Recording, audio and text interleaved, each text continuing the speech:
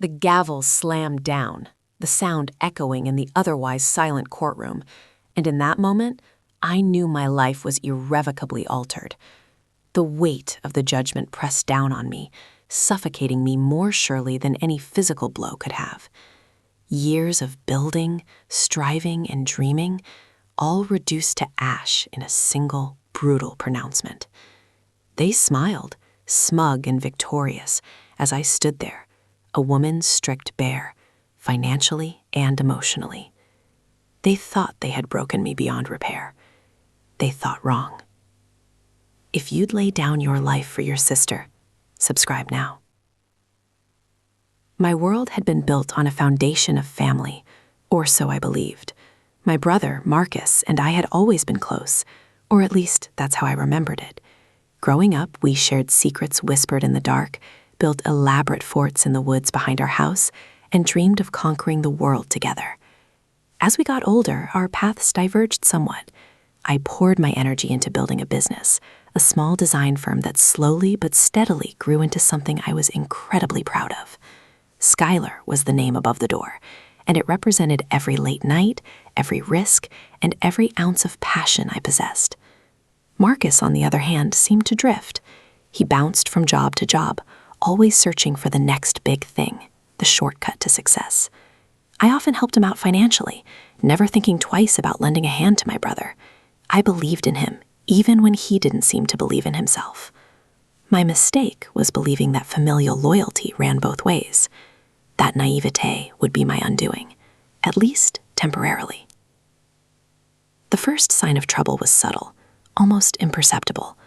A coolness in Marcus's voice, a reluctance to meet my eye, a general sense of distance that hadn't been there before. I chalked it up to stress, to the pressures he was facing in his own life.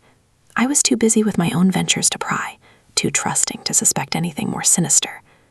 Then came the lawsuit, a frivolous claim, seemingly out of nowhere, filed by a disgruntled former client. The allegations were baseless, easily disproven, or so my lawyer assured me. But the legal process was costly, draining my resources and consuming my time. It was during this period of intense stress that Marcus offered to help. He introduced me to a lawyer, someone he claimed was a friend, someone who could handle the case more efficiently and for a lower fee. Desperate, I agreed. Looking back, I can see the strings being pulled, the gears turning, the trap being carefully laid. The lawyer, it turned out, was anything but a friend. He was a shark, preying on my vulnerability, expertly guiding me toward financial ruin. He recommended risky strategies, advised me to take out loans against my business, and assured me that victory was just around the corner. Each step of the way, I felt a growing unease, a sense that something was terribly wrong. But I trusted Marcus. I trusted his judgment, and I desperately wanted to believe that things would get better. The day the bankruptcy papers arrived, the world seemed to tilt on its axis. My business, my dreams, my financial security, all gone, swallowed up by debt and legal fees. I confronted Marcus, demanding an explanation. He feigned shock, disbelief, and concern, but behind his eyes, I saw a flicker of something else. Satisfaction. That's when the pieces began to fall into place. The lawsuit, the lawyer, the mounting debt, it was all a carefully orchestrated plan, designed to destroy me. But why? What could possibly motivate my own brother to do something so cruel? The answer, when it came, was a bitter pill to swallow. Jealousy. He resented my success, my independence, my happiness. He wanted what I had, and he was willing to do anything to get it, even if it meant tearing me down in the process. The person I trusted most was one of them. The gavel's echo faded, replaced by a ringing in my ears, a constant reminder of the crushing defeat. I walked out of the courtroom, a ghost, the shell of the woman I once was.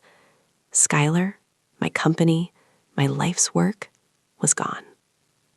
The weight of the injustice was a physical burden, pressing down on my chest, making it hard to breathe. Sleep became a luxury I could no longer afford. The nights were filled with replays of the trial, of Marcus's betrayal, of the smug faces of those who had taken everything from me. I tossed and turned, haunted by what ifs and could have beens, the darkness amplifying the gnawing feeling of helplessness. During the day, I tried to salvage what I could. I met with creditors, desperately trying to negotiate payment plans to buy myself some time. But the debt was insurmountable, the interest rates predatory. Each conversation ended the same way, with a polite but firm refusal, a reminder of my broken state. I tried to find work, but my reputation was tarnished, the lawsuit having painted me as reckless and irresponsible. Doors that had once been open to me were now firmly closed. I swallowed my pride and applied for minimum wage jobs, anything to keep afloat, but even those were hard to come by. The shame was a constant companion, whispering insidious doubts in my ear, chipping away at my already fragile self-esteem. I remember one particularly brutal day, standing in line at a soup kitchen, the faces around me etched with similar stories of hardship and loss. I felt a wave of nausea wash over me, the humiliation almost unbearable. This wasn't me. This wasn't the life I had worked so hard to build. But here I was, reduced to begging for scraps, a casualty of my brother's greed and my own misplaced trust. Despair threatened to consume me, to drag me down into the abyss of hopelessness. There were moments when I questioned whether it was even worth fighting, whether it would be easier to simply give up.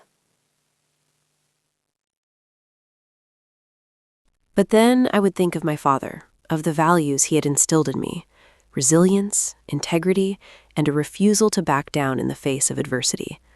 I knew that I couldn't let Marcus win. I couldn't let him define me. I had to find a way to rise from the ashes, to reclaim my life, and to make him pay for what he had done.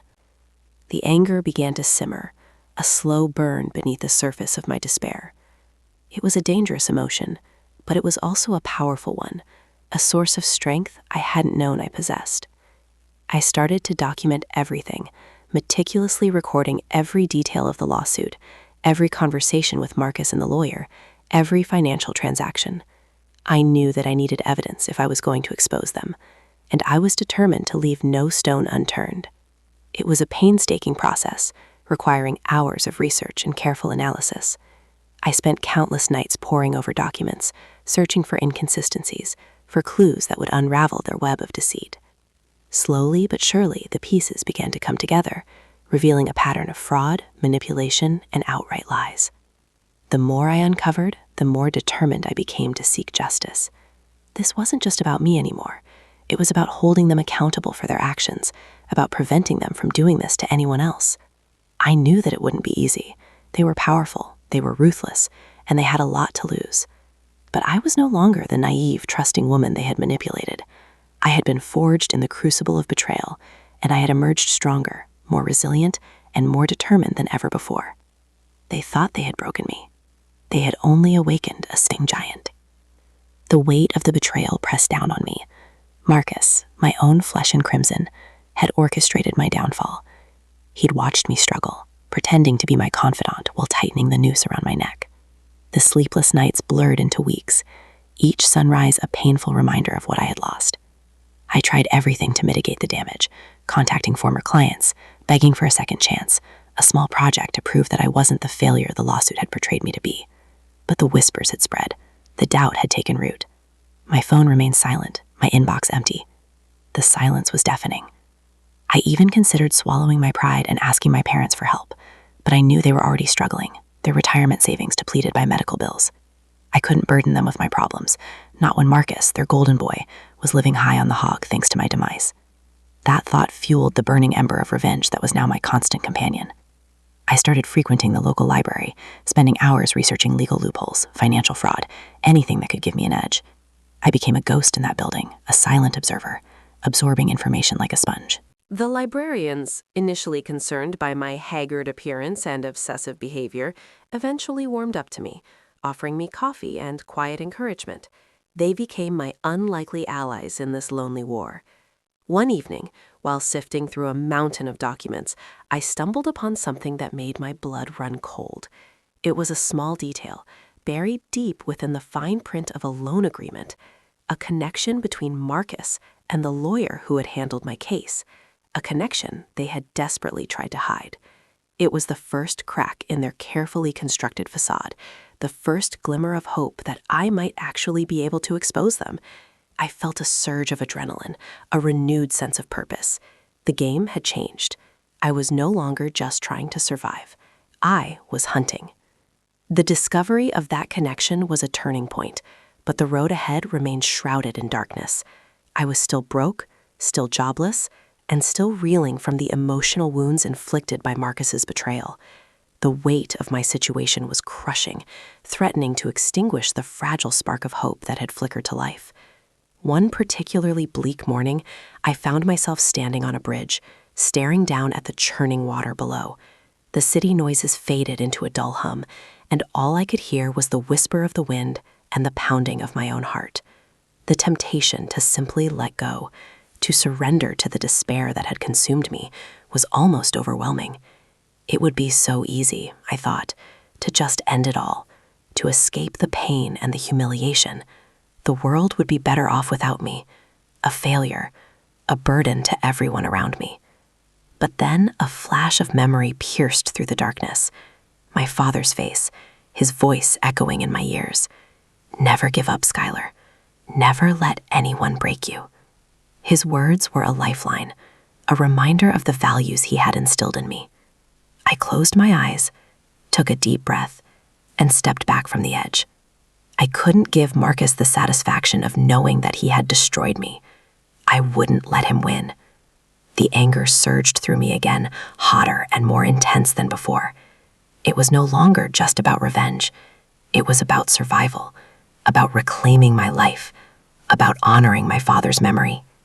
I turned away from the bridge, my resolve hardened like steel. I knew that the path ahead would be difficult, fraught with obstacles and setbacks. But I was no longer afraid. I had faced the abyss, and I had emerged stronger, more determined, and more focused than ever before. The library became my sanctuary, my war room. Armed with my newfound knowledge and a burning desire for justice, I delved deeper into the world of corporate finance, legal manipulation, and hidden assets.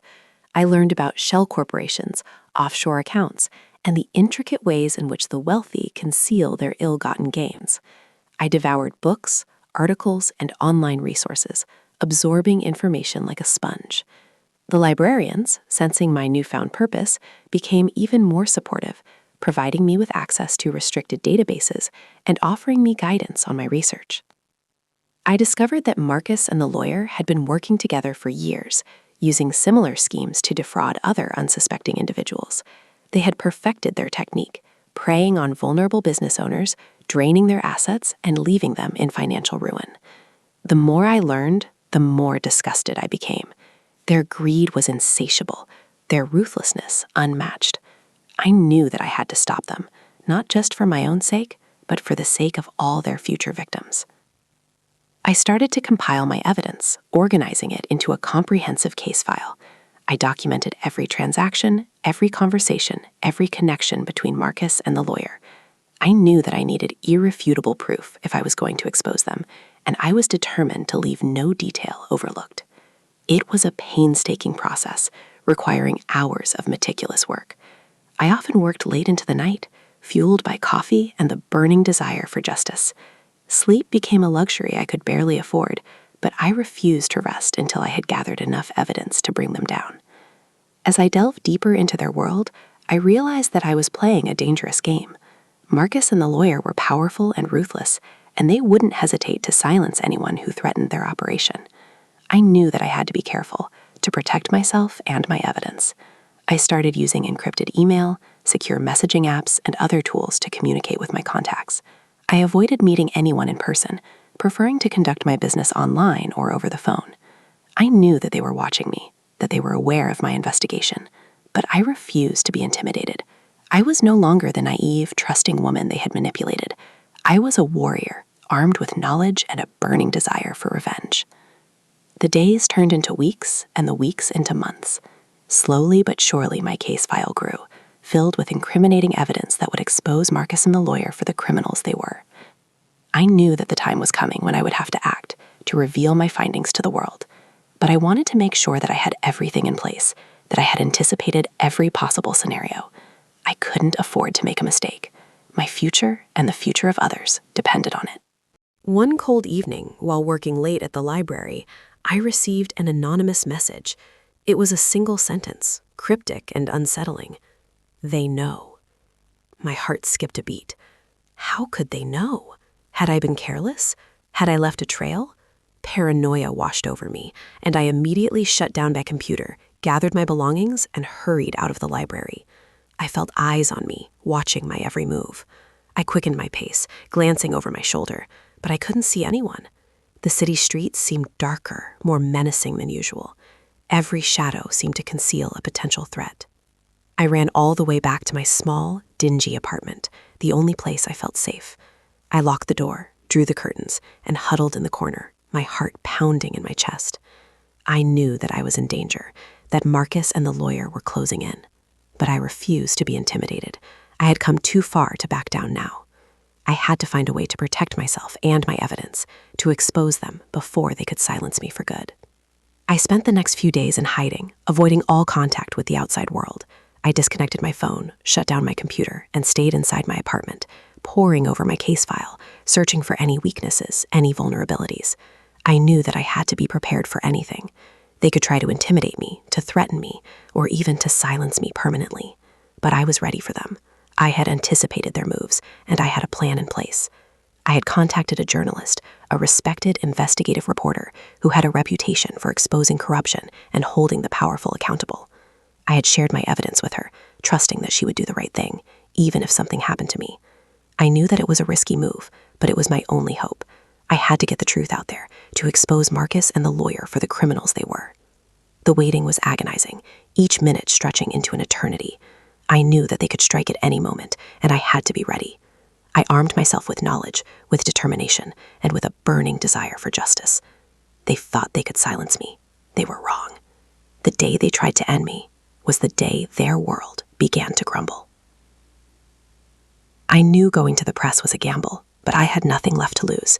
The journalist, Sarah Jenkins, understood the risks immediately. Her first words were, "They will come after you." I just nodded. I'd already accepted that. We met in an underground parking garage, the only place she felt secure enough to review the documents. I handed her a hard drive containing everything: the loan agreements, the bank statements, the emails, even the recordings I'd secretly made of Marcus during our so-called heart-to-hearts. I'd played the part of the grieving, clueless sister, all while my phone was recording every word, every carefully crafted lie. Sarah spent hours poring over the evidence, her expression growing increasingly grim.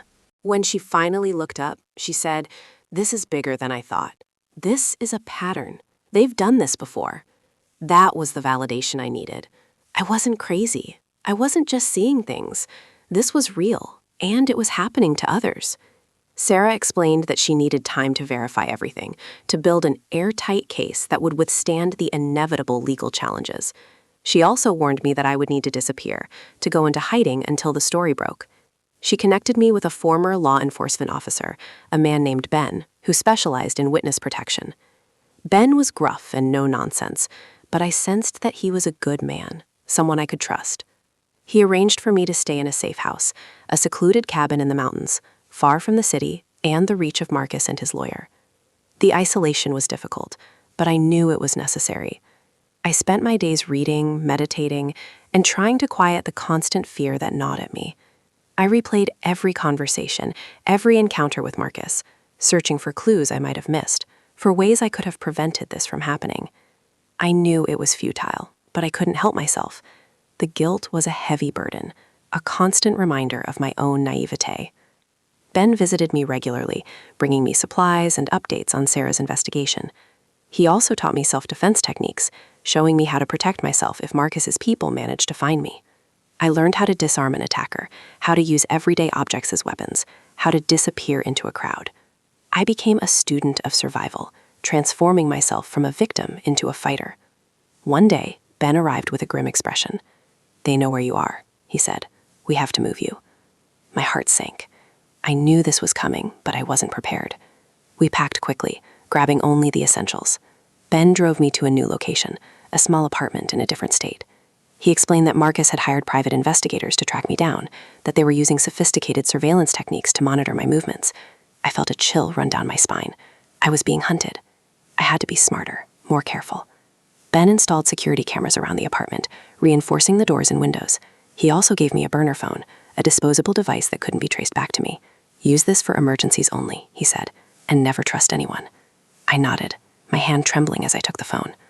I was alone, isolated, and in constant danger, but I refused to give up. I had come too far, sacrificed too much. I owed it to myself, to my father, and to all the other victims of Marcus and his lawyer to see this through to the end. Sarah called me a few days later, her voice urgent. "We're ready," she said. "The story is going to break tomorrow." I felt a surge of adrenaline, a mixture of fear and excitement. This was it, the moment of truth. Sarah explained that she had secured interviews with other victims, with former employees of Marcus's company, and with forensic accountants who had analyzed his financial records. The evidence was overwhelming, the case airtight. She had also alerted the authorities, who were preparing to launch a full-scale investigation. "It's going to be a media frenzy," she said. "You need to be prepared for the fallout." I took a deep breath, trying to calm my racing heart. I knew that this was just the beginning, that the real fight was about to start. But I was ready. I had spent months preparing for this moment, gathering evidence, building my case, and steeling myself for the inevitable backlash. I was no longer afraid. I was empowered, driven by a burning desire for justice. The day the story broke, I watched the news unfold from my secluded apartment. Sarah's article was explosive, detailing Marcus's fraudulent activities, his manipulation of the legal system, and his betrayal of me. The other news outlets quickly picked up the story, and within hours, it was the top headline across the country. The public outrage was immediate and intense. People were shocked and disgusted by Marcus's greed and ruthlessness. They demanded justice, calling for his arrest and prosecution. Marcus's company's stock plummeted, his reputation was destroyed, and his empire began to crumble. He issued a statement denying all the allegations, claiming that he was the victim of a smear campaign. But no one believed him. The evidence was too overwhelming, the witnesses too credible. The authorities launched a full-scale investigation, raiding Marcus's offices, seizing his assets, and interviewing his associates. The lawyer who had helped him orchestrate the fraud was also implicated, and he quickly lawyered up, trying to distance himself from Marcus. I watched it all unfold with a sense of grim satisfaction. My plan was working. The truth was out, and Marcus and his lawyer were finally being held accountable for their actions. But I knew that the fight was far from over. They would stop at nothing to protect themselves, to silence me, and to salvage what was left of their empire. I had to remain vigilant, to stay one step ahead of them. I continued to work with Sarah and the authorities, providing them with additional evidence and insights. I also began to prepare for the inevitable legal battles that would follow. I knew that Marcus would sue me for defamation, that he would try to discredit me and destroy my reputation. But I was ready for him. I had built an airtight defense, and I had the truth on my side. The road ahead would be long and difficult, but I was determined to see this through to the end. I had lost everything, but I had gained something far more valuable, my voice, and I was finally ready to use it. The bombshell of Sarah's article sent shockwaves, but a nagging feeling persisted. It wasn't just about the money, although the scale of the theft was staggering. It was about the deliberate cruelty, the joy Marcus seemed to derive from crushing people. I needed to understand why. Rummaging through the digital wreckage of Marcus's life, leaked emails, corporate memos, even carelessly discarded social media posts, I was searching for a pattern, a hidden motive beyond simple greed. It felt like digging through trash, sifting for a diamond. Then I found it. Buried deep within a chain of encrypted messages was a reference to a property, an old warehouse on the outskirts of the city, a place Marcus had secretly purchased years ago. The address was coded, but the key was easy enough to find, a simple substitution cipher I cracked in minutes. It was more than just a real estate investment. It was labeled Project Nightingale. That sent a chill down my spine. Why that name? I cross-referenced it with other documents and discovered a series of payments made to a private research firm specializing in experimental treatments for psychological disorders. My blood ran cold. The warehouse wasn't just a warehouse. It was a secret clinic, a place where Marcus conducted his own twisted experiments. The patients were former employees, business rivals, even family members who had crossed him. He lured them in with promises of cutting-edge therapy, then subjected them to unspeakable treatments designed to break their spirits, to control their minds. The loan sharking, the bankruptcies, the ruined lives, it was all part of a grander scheme, a sick game to feed his insatiable need for power and domination. This wasn't just financial wrongdoing, it was pure evil. The evidence was fragmented, circumstantial, but I knew it was true. I could feel it in my bones. The worst part was, I found my father's name listed among the potential candidates for Project Nightingale. He was supposed to be one of Marcus's patients. That's when the red liquid inside me boiled. This wasn't just revenge anymore. This was about stopping a monster. I contacted Sarah immediately, my voice shaking with rage. I told her everything I had found about the warehouse, the experiments, my father. She was horrified, but also cautious. "This is a whole new level," she said. "We need solid proof. We can't go public with this without putting ourselves in even greater danger." I knew she was right. I needed to find a way inside the warehouse to uncover the evidence that would expose Marcus's depravity to the world. That night, under the cloak of darkness, I drove to the warehouse. It was located in a deserted industrial area, surrounded by barbed wire and security cameras. The place felt dead, haunted. I parked a block away, killed the engine, and slipped out of the car. Dressed in dark clothing, I scaled the fence, avoiding the cameras as best I could. My heart pounded in my chest with every step. The air hung thick with the stench of decay and something else, something acrid, chemical. I found a back entrance, a loading dock with a broken lock. I slipped inside, my senses on high alert. The interior was cavernous, dimly lit by flickering fluorescent lights. The air was cold and damp, the silence broken only by the occasional drip of water. It smelled like a hospital, but a very bad one. As I moved deeper into the warehouse, I discovered a series of rooms, each more disturbing than the last. There were operating rooms with rusty instruments, padded cells with crimson stains on the walls, and a laboratory filled with strange machines and vials of unknown liquids. I saw video monitors displaying grainy footage of people strapped to chairs, screaming in agony. I felt sick to my stomach. This was a torture chamber, a living nightmare. I knew I had to get out of there, but not before finding the evidence I needed. I searched frantically, rifling through files, examining computer hard drives, anything that could connect Marcus to this place. Then, in a hidden room behind the lab, I found it. A single file labeled Nightingale Protocols. It contained detailed descriptions of the experiments, the names of the patients, and Marcus's handwritten notes, filled with his twisted observations and sadistic glee.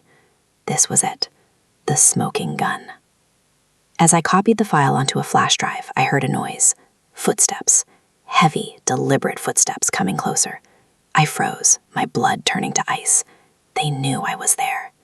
I quickly hid the flash drive in my pocket and moved into the shadows, pressing myself against the wall. The footsteps grew louder, closer. Then a voice. "I know you're here," Marcus said, his voice cold and menacing. "It's time to end this." I saw a flashlight beam cut through the darkness, searching for me. I knew I was trapped. There was no escape. But I wasn't afraid. I had the evidence I needed. Even if he took me out, the truth would come out. As Marcus rounded the corner, his flashlight beam landing directly on me, I took a deep breath and prepared for the final confrontation. But then, something unexpected happened. The lights flickered, died. The warehouse plunged into darkness. A scream echoed through the building. Not mine, not Marcus's. The sound of gunfire. A thud. Then, silence. I waited, my heart pounding, unsure of what was happening. A figure emerged from the shadows, a silhouette against the faint moonlight filtering through a broken window. It was Ben. "Come with me," he whispered. "We have to go, now." As we raced out of the warehouse, leaving Marcus behind in the darkness, I couldn't help but wonder what had just happened. Had Ben come to save me? Or had he been sent to silence me? And who had screamed? One thing was certain, the game had changed, and the stakes were higher than ever. The world seemed to tilt on its axis as Ben dragged me from that warehouse. The echo of that scream, the image of Marcus standing in the flashlight beam, and the sudden darkness, it was a scene I knew would haunt me. Ben didn't offer explanations, just a grim set to his jaw and a relentless pace. We arrived at another safe house, this one even more remote than the cabin. It was a small, Spartan apartment in a forgotten corner of the city, the kind of place where secrets went to die. He left me with a new burner phone and a warning. Stay put. Don't trust anyone. This is going to get messy. Then he vanished back into the night, leaving me alone with my thoughts and the weight of what I now knew. I immediately uploaded the Nightingale Protocols file to Sarah through an encrypted channel, detailing everything I had witnessed at the warehouse. I didn't know who had saved me or what had happened to Marcus, but I knew that Sarah needed that evidence. The next morning, the news exploded, not just about the financial crimes, but about Project Nightingale. Sarah had somehow gotten the evidence verified and released it simultaneously with the details of Marcus's Ponzi scheme. The world recoiled in horror at the revelations of the secret clinic, the twisted experiments, and the depths of Marcus's depravity. The news report showed images of the warehouse, now swarming with law enforcement, forensic teams in hazmat suits meticulously collecting evidence of Marcus's crimes. They discovered the hidden operating rooms, the padded cells, the lab, confirming the horrifying truth of what I'd found. Former employees and patients began to come forward, their stories chillingly similar to the protocols I'd uncovered. They spoke of promises of innovative mental health treatments that quickly turned into nightmarish experiments designed to break their will. Some recounted being given substances, others spoke of psychological manipulation and sensory deprivation. It was a symphony of suffering conducted by a madman. Marcus, however, was nowhere to be found. The news report speculated that he had either fled the country or was in hiding, desperately trying to evade arrest. I didn't care where he was. I knew his world was crumbling. His company was worthless, his assets were frozen, and his reputation was in ashes. He was a pariah, despised by everyone who had ever known him. But the real satisfaction came from seeing the faces of his victims, their eyes filled with relief, their voices finally being heard. They were healing, slowly, painfully, but they were healing. I learned later that it was Ben who had entered the warehouse and incapacitated Marcus, allowing me to escape with the evidence. He was working with Sarah all along, a silent guardian angel watching over me. Then came the day I testified. I walked into the courtroom not as a victim, but as a survivor. Marcus was there, looking gaunt and defeated, his eyes hollow. He tried to stare me down, to intimidate me with his presence, but I didn't flinch.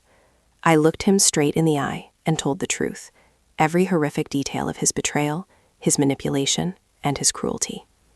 I spoke of my father, of his dreams and his trust, and of how Marcus had destroyed everything. I spoke of the other victims, their broken lives and their enduring pain. I presented the evidence, the loan agreements, the bank statements, the emails, and the Nightingale protocols. The courtroom was silent, every eye fixed on me. When I finished, there was a collective gasp, a wave of shock and revulsion that washed over the room. The judge, his face grim, ordered Marcus to be taken into custody. He was charged with multiple counts of fraud, conspiracy, and the unlawful imprisonment in psychological torment of his victims. The lawyer who had enabled Marcus's crimes also faced disbarment and criminal charges, his career and reputation permanently ruined.